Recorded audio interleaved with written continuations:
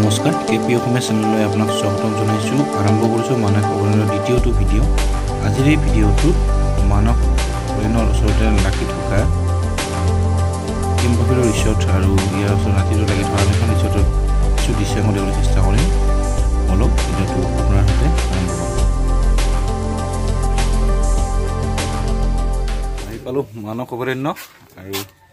এটা প্ৰব্লেম হ'ল আমাৰ মোৰ বন্ধু অমিতৰ ফল বিচাৰি আছিল ফল নাপায় যদি আপোনালোকে আহে ফল নাপাব কিন্তু ইয়াত আৰু লগত আছে ছটাডন মোৰ মতে তাক ছটাডন বুলি মাতো বহুত ভাল বিহুৰ আৰু দোকানৰ খোৱা বস্তু ল'লোঁ তো আপোনালোকে আহিলে ফল মূল যদি লাগে লৈ আহিব নহয় এইটো আপোনাৰ 10 টকা নহয় এইটো 30 এইবিলাক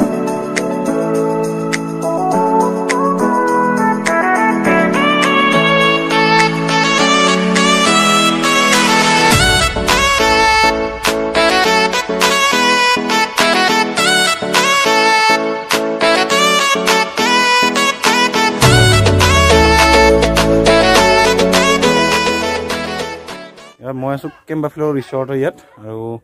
ইয়াত এজন মেনেজাৰ আছে মেনেজাৰ ডাঙৰীয়া তাৰ পৰা যদি আপোনালোকে ইয়াত আহে তে মেনেজাৰ লগ কৰিলে হ'ল লগত লাগি আছে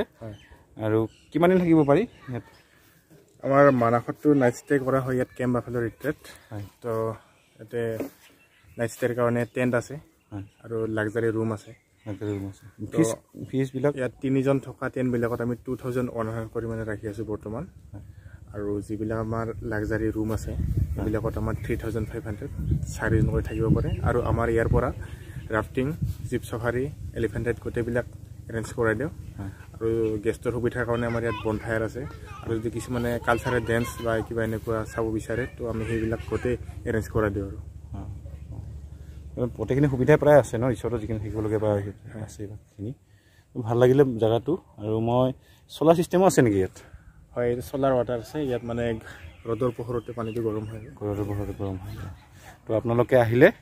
ইয়াত এবাৰ নিশা কটাই যাব কিমান ভাল লাগিব ইয়াত ৰাতিৰ পৰিৱেশটো মই দেখুৱাব পাৰিলে ভাল আছিলে কিন্তু এতিয়া আমি যামগৈ অলপ পিছত তো মই দিনৰ পৰিৱেশটোৱে দেখুৱাইছোঁ